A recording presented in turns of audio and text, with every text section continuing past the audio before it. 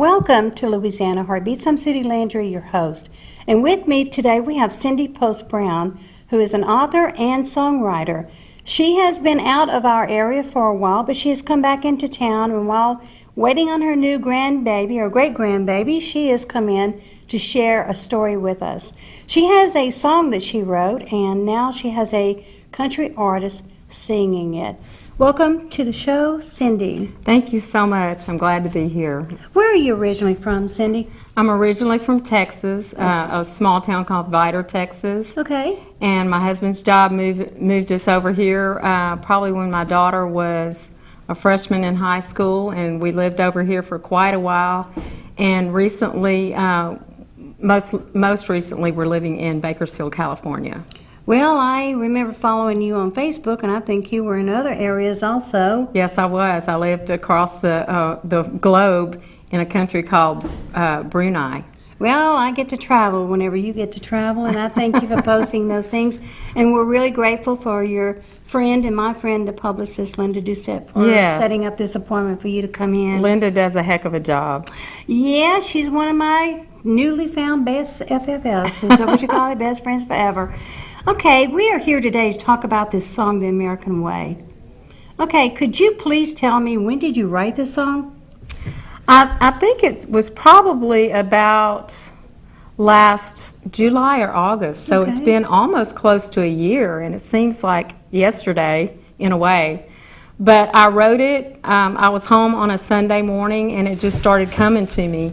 And when I get a song and it comes to me, I need to get to the keyboard and get some paper out and start writing, because if I don't, I'll forget it. And I just started writing this song because I have a passion for America. So that is the reason that you call it The American Way. Yes. Okay, so that, what inspired you was what? What was going on, or just the old America that you miss? What really? Well, it kind of puzzles me, or it doesn't puzzle me, but it just makes me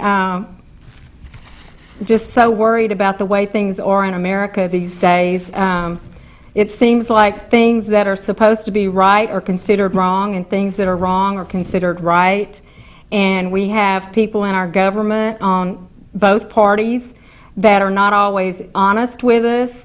And we just have so much going on in our world, and I think our main problem is that we have turned away from God. Mm-hmm. And I believe that God gave me this song because I think the people of America need to wake up, we need to turn back to God, and we need to go back to the old American way. You know, Cindy, when you were saying that, and you'd kind of put a little bit about that on Facebook, it's true. So many things these days, people make them sound right when we used to think they were wrong. And so it's amazing how media can play a big part of that too, but we can also be positive, and each person has a choice. I want to bring up the fact that the question is, did you write the song and the music, or did you just write one or the other? I wrote both. Okay, that's going to lead me into the other. I know for a fact, being involved in showcasing people that no one else had the time for in the past since 1995, it's not easy to get anything recorded and out there and accepted. But to know that I got to follow you through the friend Linda, how you just sounded like you pretty well marched up to that radio station and said, I want to be able to, somehow take us through that little trip of what it took. Well, okay. Because you've written other things we want to talk about, but let's talk about this song. Okay, I wrote the song, and when you write a song, you don't just go somewhere and say, I want to sing this song to you and see if you want to, demo it or go in the studio with it. You've got to go to the studio with it yourself and make a demo of it, which is just a basic vocal and guitar, or vocal and piano. Of course, the more elaborate demo you have, the better chance you have of getting the song cut by somebody that is, doing well in the business. But what I did is I knew I needed somebody to record it for me, and I went to hear Jesse Keith Whitley, who is Keith Whitley, who passed away, a famous country singer from the past. It's his son. And I went to hear him sing because I was going to ask him if he would do a demo for me. But the guy that opened for him was Mark Madewell. And when I heard him sing, I thought, that is the voice. That's the right voice. And so I thought, well, let me wait and listen to Jesse Keith and let him sing for a while. And I listened to him, and I thought, he's got a good voice, but it's not right for this song. So after the show was over, I caught Mark out in the parking lot, and I asked him if he would do a demo for me. And so he took it to the studio, and I said, just a basic guitar and vocal is all I want. While he was in the studio, the engineer there heard the song, and he said, hey, I think you've got something there. So he passed it along to a producer. His name is Bob Bender, and he has an office in Bakersfield, California, but he also used to work for Curb Records in Nashville. Okay. And so he still has a lot of connections in the business. And he heard it, and he's like, oh, I think I want to release this song, and I want Mark to re-record it. So he took it in the studio, and he got an investor, and basically the three of us put our money together and went in the studio with it and had it done. Now, the whole time you're talking, I'm thinking Cindy Post Brown. This was no accident. It was not an overnight success. It was just the right timing, God's perfect timing, and everything fell into place. Because I know just what little bit I know of you. You have so many other things that you've written and different genres that you've written in. So I can almost see you at that moment knowing and giving the person, God, the credit for all of this. But it took a lot of hard work and never giving up, right? Yes, never giving up. And I have to stop sometimes and pray and say, God, direct me on what to do, and don't let me overstep my boundaries, because sometimes maybe I want to do a little too much. Sometimes I have to just wait. Okay, now you see, as little as I got to introduce to you at the Writers Guild of Acadiana, and then you went out of country. And then from there, I had to depend on Facebook and my friend Linda if I had any questions or any updates from her. When you were running around all over the place, were you always writing songs, or what else do you write? I also write plays. Okay. I've written a couple of plays, The Night of the Pink Flamingo. It was performed here at Cité des Arts several years back. It started out as a 24-hour play, turned it into a 45-minute play for the festival that they had for plays several years back. And then it went over so well that I turned it into a 2-hour play. And the 2-hour play is still yet to be performed. But it is really funny. It's about what goes on in a small town in Texas called Cut and Shoot. Wow. And I had a lot of fun writing the play. I'm hoping, I would love to turn it into a screenplay and have it maybe done like the Medea movies are. Oh, love that. Because it's got a lot of colorful characters in it. Yes, I'm a faithful follower of those Medea movies, that is for sure. Okay, so that was really going to be one of my next questions. What projects are you working on? Well, I started out with a book called We Met on the Internet, True Stories of Online Relationships. And if anybody'd like a copy, they can go to my email and send me an email, or they can go to my publicist, Linda Doucette, and she always has copies. Also, I have put together a book called Treasured Memories from My Family Tree. And the reason I'm saying put together and not written, I did write some things in it, but basically it's a family memory book that you would give one to each of your children or grandchildren. Okay. You put a basic family tree in the beginning, and That's then true. each page after that is 12 fill-in-the-blanks for each person in the family or even close to the family. And then at the bottom there's a paragraph space where they can write anything they want. And it is a treasure to, write those memories down and have them after people pass away. And I can say that because my dad passed away, and he had written in, 3 or 4 of my I think 3 of my grandchildren's books.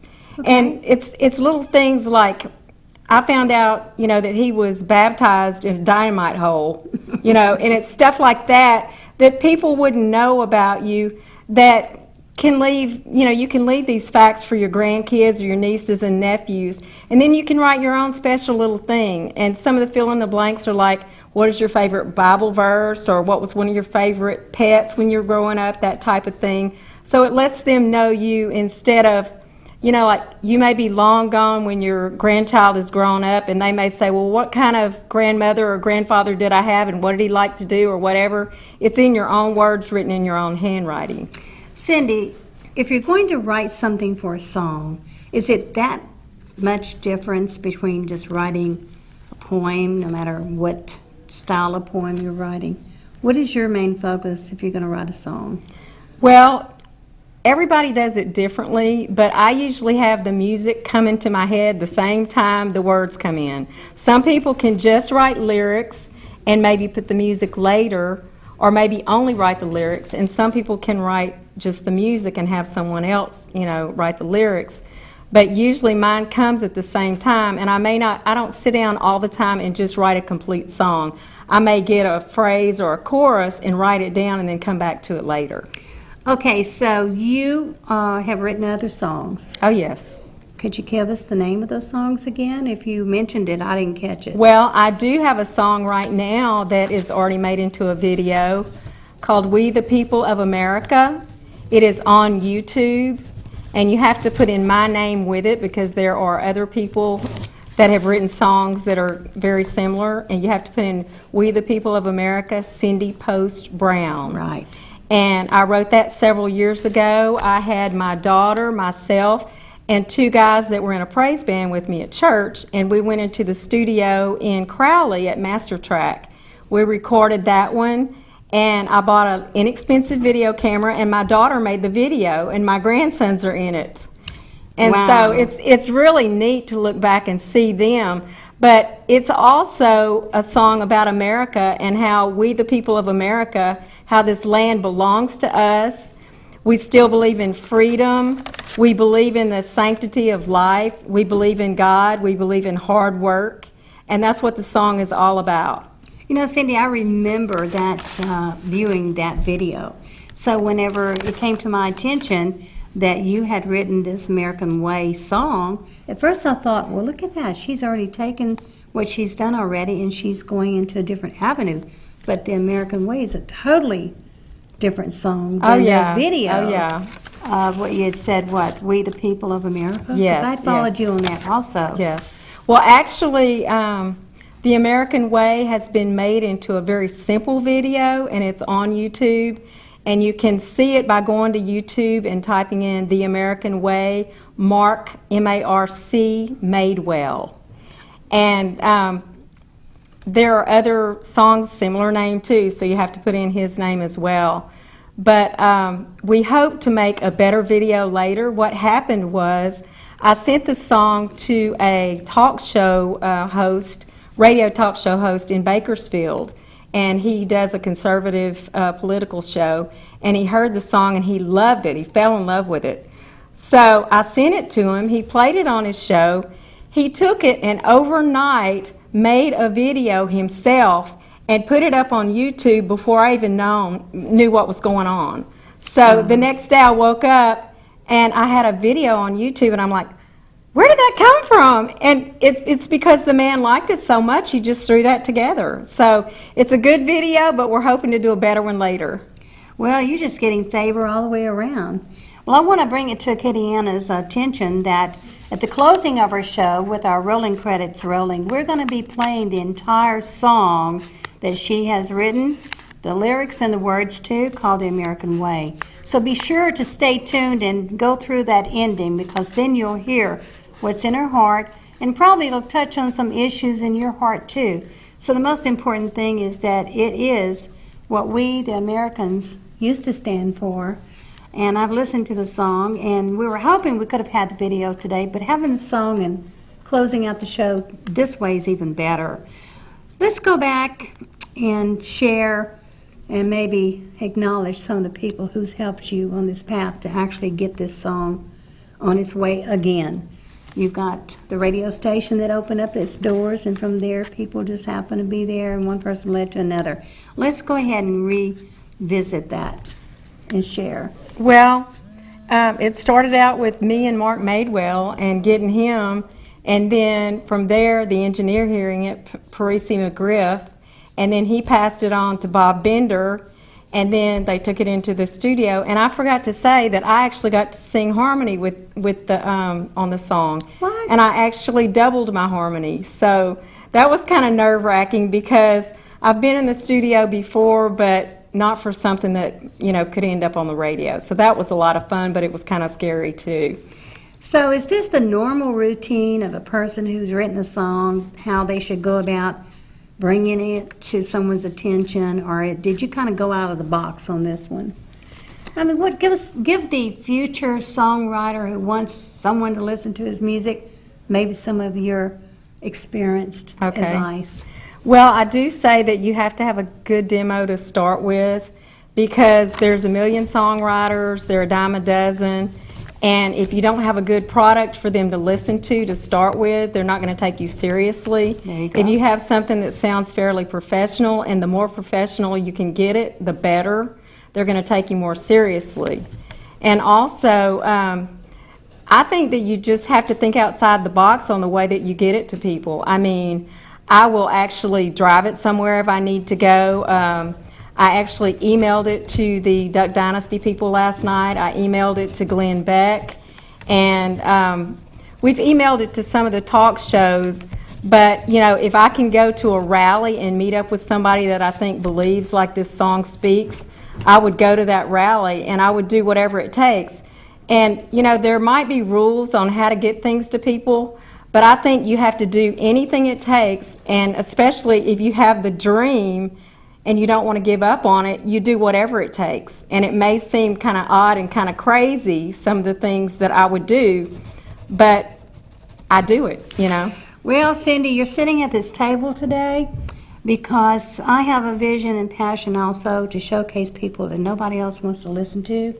Also, always had the vision to do it free when everybody else was charging. So needless to say, I was always having favor as far as people wanted to be on my list. So I was what you called a free producer. I'm still a volunteer free producer here. And I get a lot of joy out of helping people's dreams come true. So I was gifted with not education. I did, yes, graduate from high school. Yes, I became a cosmetology teacher and several beauty shop owners and all this. I owned beauty shops.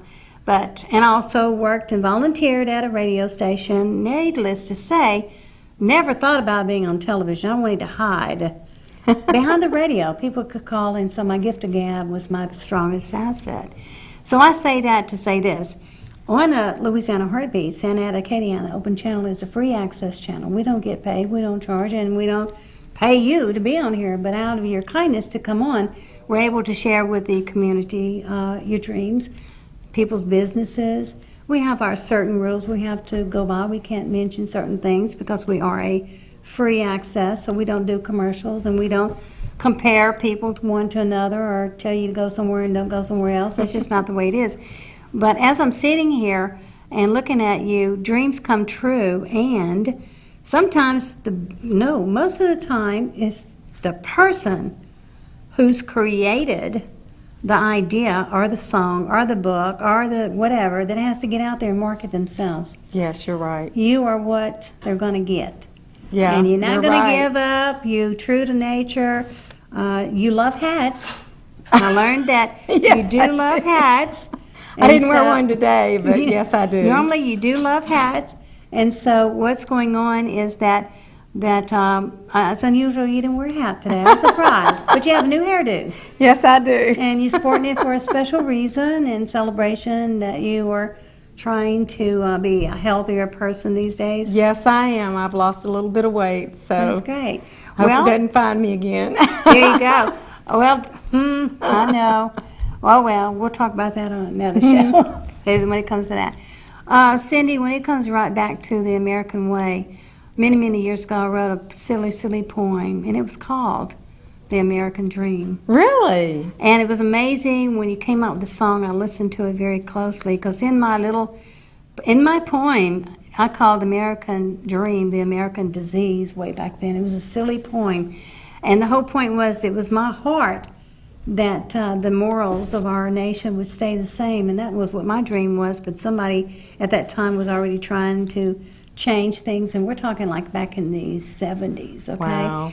And so I said, oh, for heck, I'm just going to do this for fun. And I entered this American Disease. I changed the title from American Dream to American Disease. Little did I know, one day at the table would be someone sitting up and basically talking to something that's really old, my little poem way back then, and I had entered it into a high school competition just to see if it would even place. I'd never written a really poem for out, and it did come up honorable mention, and I was really surprised. But I call it Freedom, the American Disease. So we're going to be starting to play the song, and it's been wonderful having you on the show, Cindy Post Brown.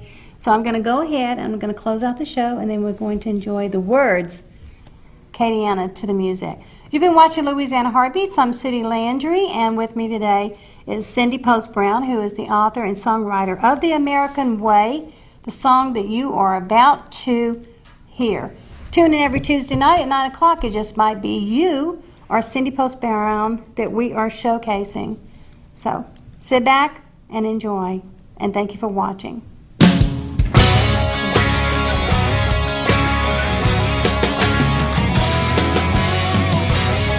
Brothers and sisters, it's time we took a stand. Dear Mr. President, I'm fed up with your government, and it's time that I had my say. I'm sick and tired of working my fingers to the bone while you throw my money away. You give aid to foreign countries when we can't feed our poor, and this train wreck you call healthcare is causing an uproar. It's time to find our people jobs, restore their self-esteem so they can live the American dream. So will you stand with me, brother? Will you stand with me, sister? And we'll restore America's pride. I'm smart enough to know I can't do this by myself. I'm gonna need you right by my side. And we'll ask the man upstairs if he'll bless us with his favor and guide us as we face a new day. We'll get back to living in the land that we love, and we'll do it the American way. I'd like to say that. Yeah, we'll do it the American way. I won't sit in silence while the freedom of my children is slipping through the fingers of my hands. And as long as I'm alive, I will never give up hope that God can change our ways and heal our land. Some people call me crazy, and I proudly wear that name. If by doing right, that's what I'm being called. I'll make a resolution to uphold the Constitution. It's my God-given right, and it's the law. Will you stand with me, brother? Will you stand with me, sister? And we'll restore America's pride. I'm smart enough to know I can't do this by myself. I'm gonna need you right by my side. And we'll ask the man upstairs if he'll bless us with his favor and guide us as we face a new day.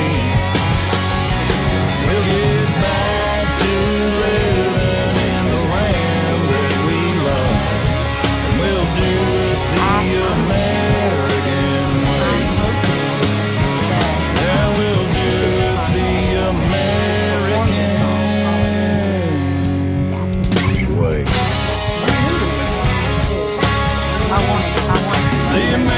way.